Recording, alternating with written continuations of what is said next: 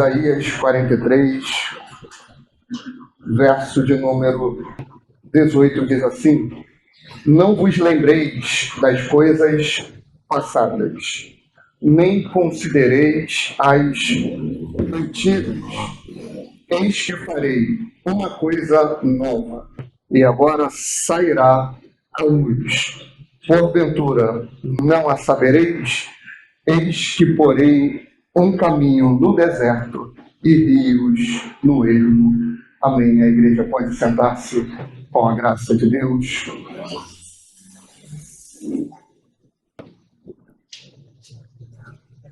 Amados, nós estamos diante de um texto gracioso, um texto onde o profeta vem trazer à nação uma consciência e uma responsabilidade naquilo que eu chamaria de uma espécie de saudosismo espiritual. Nós temos aqui um povo que já tinha vivido muitas glórias, coisas incríveis e maravilhosas, coisas únicas que não se viu um outro povo viver. Não teve egípcio que viu e que viveu o que Israel viveu, não teve canaanita, não teve jebuseu, não teve edomita, não teve ninguém que viveu o que Israel viveu. Por quê?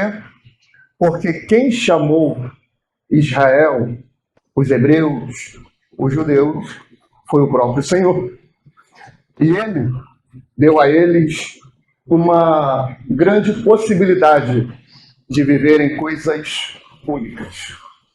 Não teve um outro povo que, em menor quantidade, que sendo escravo, conseguiu se libertar. Nem o próprio Israel conseguiu se libertar. Ué, como é que eles saíram do Egito? Eles não saíram porque quiseram. Deus os tomou com mão forte. Deus os tirou de lá. Se dependesse de Israel unicamente, eles não conseguiriam viver o que viveram. Deus os tirou com mão forte do Egito.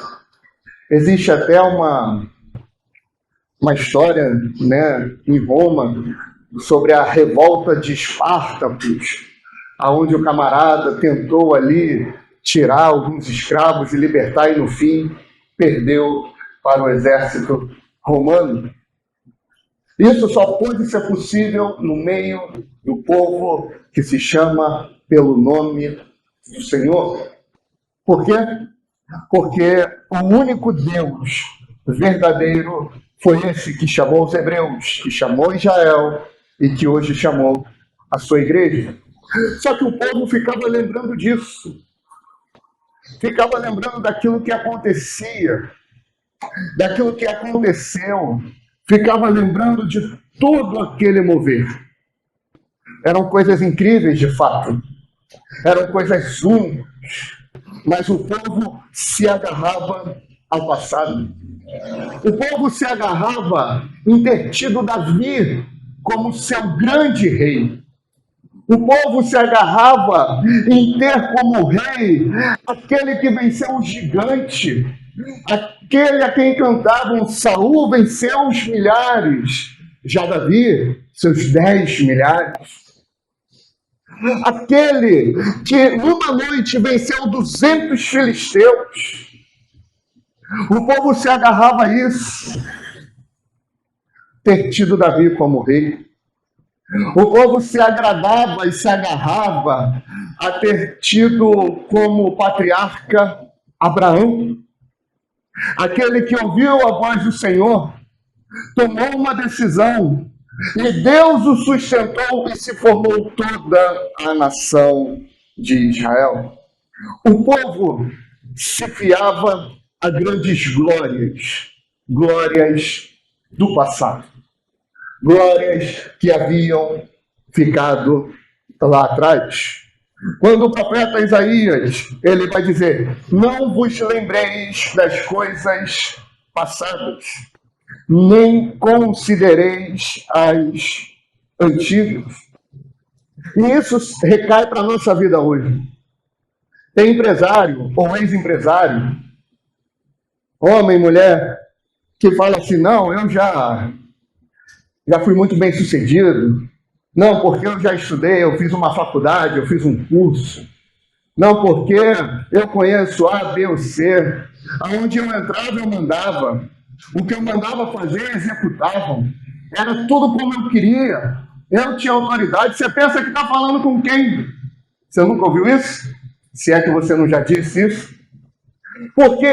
Porque se afia a alguma coisa que a pessoa foi lá atrás. A pessoa se agarra numa pseudo-autoridade que ela teve, num canudo que ela conquistou cursando uma faculdade. Mas isso passou. Uma empresa de 5, 10, 15, 20, 50 funcionários, quando faturava 50, 100, 500 mil reais, só que hoje precisa contar a moeda para comprar o pão. Mas a pessoa se gloria, continua se gloriando naquilo que ela foi lá atrás. Só que o passado ele não pode trazer uma definição de quem somos hoje no presente. Jesus ele não fala assim, olha, aquela voz que tu ouviu lá atrás, abre o coração para ela. Não. Ele fala assim, hoje, se ouvires a minha doce voz, não endureça o vosso coração. É hoje, é aqui, é agora. Não vos lembreis. Eu não vos lembreis aqui. A ideia não é que você não pode ter a memória do que aconteceu, mas é não se afie, não viva no passado. O que passou, passou, é daqui para frente. Se nós fôssemos definidos pelo passado, a gente estava frito, irmãos. Tu não teve uma vida de pecado, afundado na lama, em iniquidade. O que o Senhor fala? Ainda que os vossos pecados sejam vermelhos como a escarlata, sejam vermelhos como o carmesim, eu os tornarei branco como a lã, eu os tornarei brancos como a neve. O Senhor não lembra do nosso pecado. Nós não temos que nos fiar em coisas passadas. Não, porque, olha, quando eu orava, o céu se abria. Esse louvor, que se abram os céus, isso era uma realidade na minha vida. Eu já vi câncer sendo botado para fora. Eu já vi pessoas endemoniadas baterem a cabeça na parede, quebrar a parede e ela ficar intacta, e o Senhor me usar para botar a mão sobre a vida dela e ela sair curada, liberta, restaurada. Eu já fiz muita coisa. Eu já vivi tantas e tantas experiências com Deus que não dá para contar. Olha, eu já vi centenas de pessoas, através da minha pregação, entregarem a vida para Jesus. Amém. Glória a Deus por isso. Mas e hoje? O passado ficou. Você fez, aconteceu pelo poder do Espírito, eu creio. Deus te usou lá atrás, quando tu abria a boca, as vidas se entregavam a Jesus. Quando tu abria a boca, elas ficavam movidas e mexidas, porque quem fala pela tua boca, quem falava pela tua boca era o Espírito Santo. Amém? São glórias passadas. Glórias que ficaram na história e servirão de aio, servirão de guia, servirão de exemplo para aqueles que vieram depois do que você e para aqueles que virão depois. A história é tutora, é guia, ela é exemplo, amém, glória a Deus. Mas a tua história não terminou, você ainda está construindo ela. Ela não acabou, ela não termina aqui. Deus fez grandes coisas através de você. Deus te usou. Só que chegou um momento onde Ele brada: Eis que faço nova todas as coisas. E o meu clamor é: Senhor, faz de novo. De novo. Faça nova todas as coisas mais uma vez. Mas, pastor, já pulei de igreja em igreja. Já saí porque eu estava errado. Já saí porque o pastor estava errado, porque a igreja estava indo por um caminho de seita, de heresia, estavam enxovando e diminuindo os irmãos, e recomeçar de novo é difícil, recomeçar de novo é trabalhoso, recomeçar de novo desanima, mas o próprio Deus está te dizendo: eu faço nova todas as coisas. Esse ministério existe porque alguém clamou lá atrás: faz de novo, Senhor, e ele bradou do céu dizendo: eu faço nova todas as coisas. Quando tu estava perdido, quando tu estava desanimado, alguém pregou para você ouviu uma mensagem, era o Espírito de Deus lhe dizendo: eis que eu faço nova todas as coisas. Aleluia! Ele pega a tua vida, ele não faz uma reciclagem, não. Ele recomeça. Ele tem a paciência de olhar para você e falar: tu era um evangelista, tu era um pregador do evangelho, tu orava, o céu se movia, o céu vinha abaixo, tu andava no puro azeite, tu falava em línguas, entregava profecia, você orava pelo enfermo, ele era curado. Eu quero isso de novo, diz o Senhor. Eu quero manifestar mais uma vez aquilo que eu derramei na tua vida. Ele quer fazer mais uma vez. Mas lá atrás, esquece lá atrás. Esquece as experiências passadas. Mas era uma história desse. O Espírito do Senhor Jeová está sobre mim. O Espírito do Senhor Jeová está sobre ti. E ele te ungiu. Ele não ungiu só um ou outro, não. Todo aquele que é lavado e remido tem acesso, porque o véu foi rasgado. Aleluia. Ele faz nova todas as coisas. Ele faz tudo novo de novo. Não é reciclagem do velho. Não é para dar um jeitinho. É fazer novo. É algo inédito. Esse é o modus operandi de Deus. E a pergunta que o próprio Deus faz, olha aí no verso 19: eis que farei uma coisa nova, e agora sairá a luz, porventura não a sabereis. Como quem diz: você não consegue enxergar o que eu estou fazendo? Você não consegue perceber o que eu quero fazer de novo? Ou melhor, você não percebe que eu quero fazer de novo?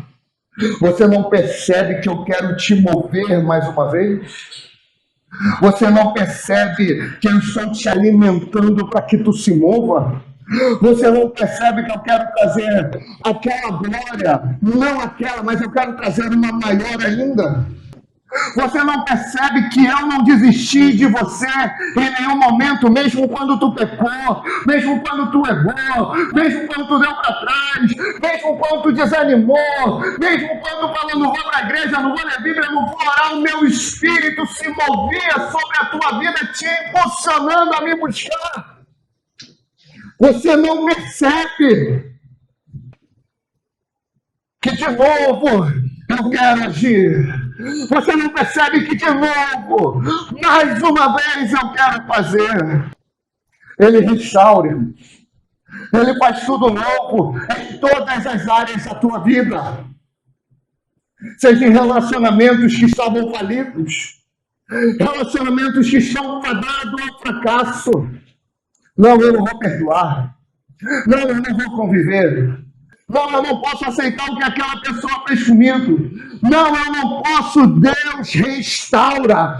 Deus faz tudo novo de novo. Olha para José, meu amado. Quando que eu e você naquela situação íamos cogitar, íamos pensar em perdoar os meus 10 irmãos que me jogaram na cova. Eles não só me jogaram na cova, eles me venderam como escravo, eles me venderam como um animal, como bicho. E o que José faz? Ele perdoa, porque ele sabia em quem ele cria, que ele havia sido perdoado. Deus restaura os relacionamentos, Deus restaura as famílias, Ele restaura. Ele restaura a tua vocação, Ele restaura o teu ministério, Ele muda essa chave na tua vida. Você tem Moisés, 40 anos, sendo um príncipe no Egito, dando voz de comando, sendo um guerreiro. Só que aí ele comete o assassinato e vai embora fugido, como quem pensa, acabou para mim. Qualquer coisa que eu podia tentar fazer para ajudar o meu povo, não dá mais. E é isso que acontece. Acabou a vida dele. Com 80 anos, ele tem a experiência da sarça verde. Deus o chama, o faz o legislador de Israel, o faz um profeta, o faz aquele que iria afrontar, ou melhor, confrontar o rei do Egito, o faraó do Egito. Aquele covarde que saiu fugindo lá atrás, volta aqui, vem cá. Eu ainda tenho uma obra para fazer na tua vida, Moisés. Eu ainda sou contigo, Moisés. O que queres de mim, Senhor? Vá até Faraó e manda que ele liberte o meu povo. Eu? Você que saiu de lá como um covarde, você que saiu de lá ferido, você que saiu de lá achando que tudo acabou, eu ainda conto com você, Moisés. Vai lá, Moisés. Ele age, e a história está aí para contar. A vida de Moisés não acabou por conta de um erro. A vida de Moisés não acabou. Pelo contrário, só estava começando. E o que dizer de Paulo? Perseguidor. O que dizer de Paulo? Um homem chamado por Deus, mas não era só perseguidor, ele era um assassino. Atos dos Apóstolos vai dizer que ele encerrava as pessoas nas prisões. Encerrar é matar.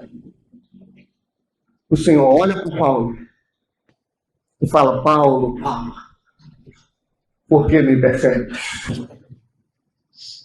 Por que, Paulo?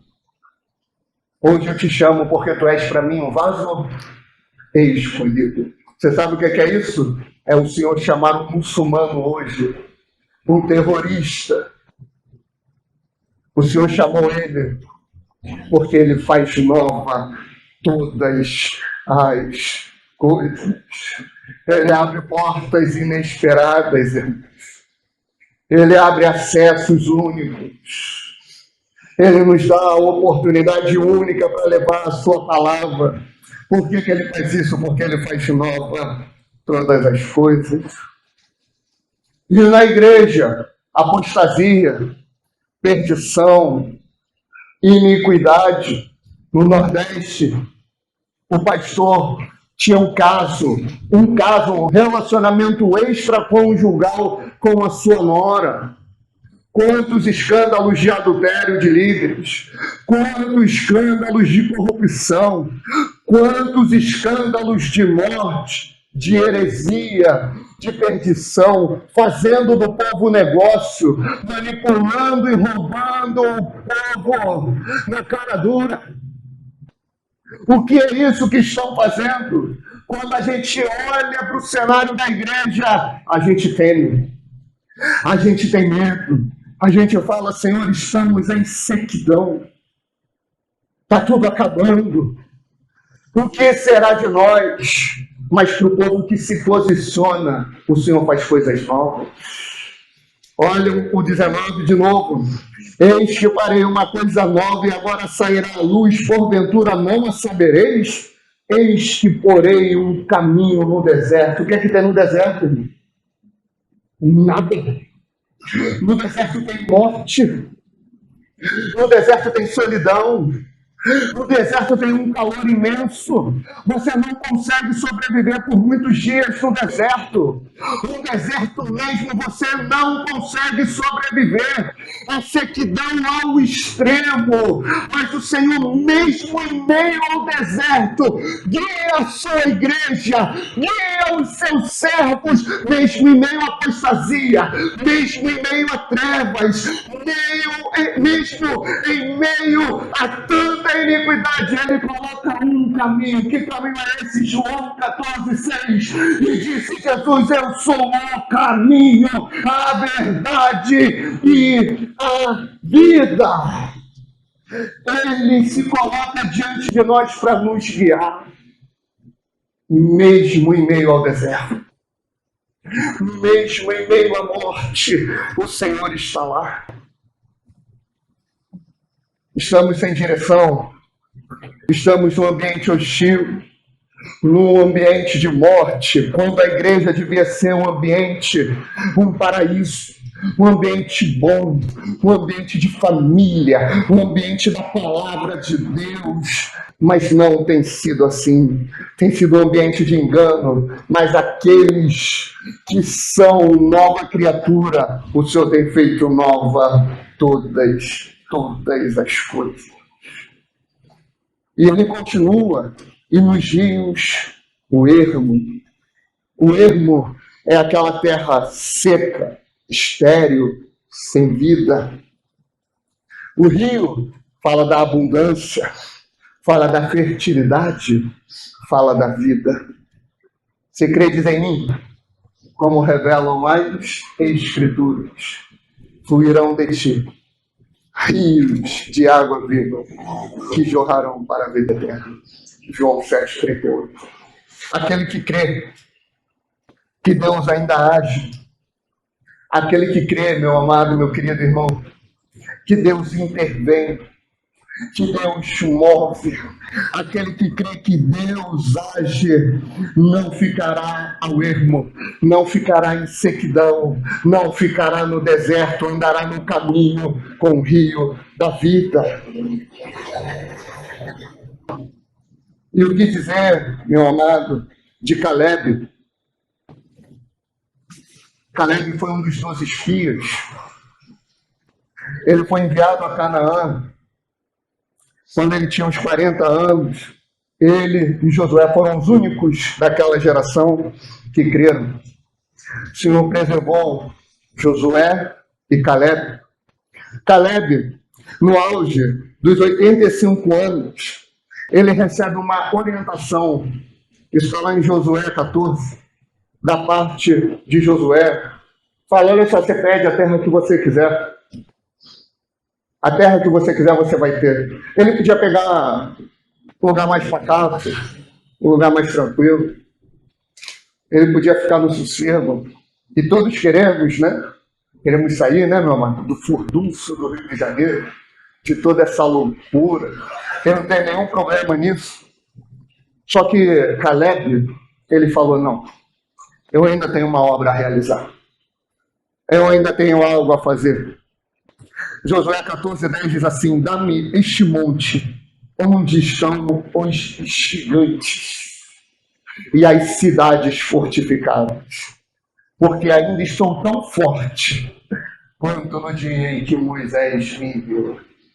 Com 85 anos, Caleb falou: a minha história, ela ainda está sendo escrita e eu não posso parar. E eu não posso ir para os meus aposentos. Eu não posso recuar ainda. Eu ainda tenho uma batalha a travar. Eu ainda tenho uma guerra a guerrear. E eu vou avante. E ele foi e conquistou o Monte Hebron, que foi tão significativo para aquele povo.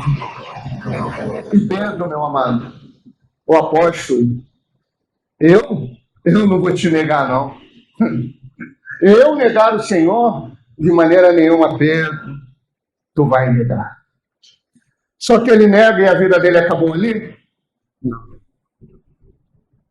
O Senhor vira para ele, depois de ressuscitado, e fala: eu te coloco e te chamo como pescador de homens. Apacenta as minhas ovelhas. Apacenta as minhas ovelhas. E ele fala pela terceira vez, e Pedro percebe: apacenta as minhas ovelhas. Aquilo era Jesus dizendo: eu estou te restaurando. Você me negou, você voltou atrás, mas eu faço nova todas as coisas.